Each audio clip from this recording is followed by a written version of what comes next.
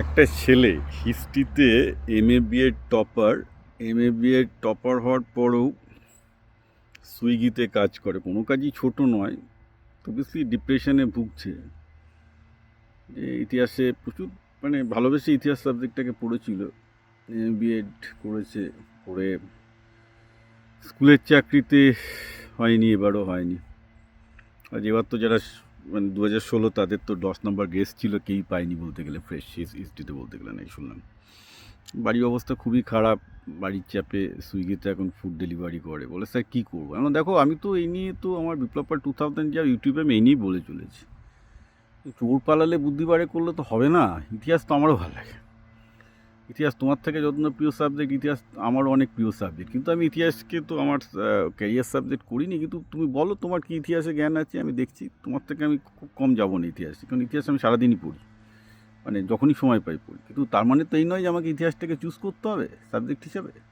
ইতিহাস সবারই পড়া উচিত। তুমি কেরিয়ার যদি তৈরি করতে চাও, তোমাকে ক্লাস 12-এর পরই তোমার কোনো না কোনো, আমি বলছি এখন যে অবস্থা বাজারে, ভারতবর্ষের যে জব সিচুয়েশান, সরকার কিছু করছে না এই পুরো সিস্টেমটাকে নাড়া দেওয়ার জন্য। যে পরিমাণ জব জেনারেট করার ছিল না, আমি বলবো ভারতে একটাই কাজ হচ্ছে এখন, প্রচুর স্টার্ট আপ, প্রচুর বিজনেস কিন্তু তৈরি হচ্ছে, সেইগুলোতে প্রচুর জব অপরচুনিটি তৈরি হচ্ছে। সেখানে ক্লাস 12-এর পর সরাসরি চলে যাওয়া উচিত ছিল। সেখানে গিয়ে অটোমেটিক্যালি ক্লাস 10-12 পর্যন্ত এআইটাকে খুব ভালোভাবে শিখে, কারণ পড়াশোনা করতে এখন এআই সবাইকে শিখতেই হবে, শিখে স্টার্ট আপে জয়েন করো 12-এর পর। তারপর নিজে এমএ, বিএসসি, এমবিএ, বিটেক যা খুশি করো, নিজের ডিগ্রির জন্য পড়াশোনা চালিয়ে যাও, বাট কাজ করো।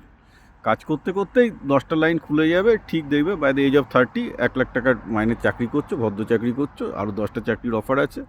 অ্যাটলিস্ট এইভাবে বেকার 10-15 হাজার টাকা চাকরির জন্য ঘুরে বেড়াতে হবে না। আমি এগেন ছোটো করছি না, যারা সুইগি জোম্যাটোতে ডেলিভারি দিচ্ছে, এই ফ্রাস্ট্রেশনটা আসবে না। ওকে, আমি এটা সবাইকে বলছি, যারা আমার কথা শুনবে তারা বেঁচে যাবে, যারা শুনবে না তারা তোমার মতো সুইগিতে যাবে, কিছু করার নেই। এমএ বিএড ডিগ্রি গলায় ঝুলিয়ে সুইগি ডেলিভারি দেবে, ওই সার্টিফিকেটটা গলায় ঝুলিয়ে ফুড ডেলিভারি দিতে যাবে। এখন এটাতে সরকারকে দোষ দিয়ে লাভ নেই। গোটা পশ্চিমবঙ্গে যে কটা হিস্ট্রির পজিশন আছে, তার থেকে একটা পজিশনের জন্য 100টা করে এমএ বিএড বসে আছে। ও তো কখন হয় নাকি, কখন ওই পজিশন কমপ্লিট করতে পারবে না। আর দেখো, মানুষকে প্রত্যেকটা ক্যারিয়ারের ব্যাপারে ক্যালকুলেটিভ হতে হয়। ক্যালকুলেটিভ না হলে এটা জীবিকার প্রশ্ন না। ক্যালকুলেটিভ না হলে ওইভাবে শুধুমাত্র ভেড়ার পালে পড়লে, ভেড়ার পালের মতো ভেড়া অন্য কোনো নেকড়ে, আয়দা নেকড়ে খাবে, না মেষ পালক কেউ না কেউ কেটে খাবে, হচ্ছে সোজা কথা।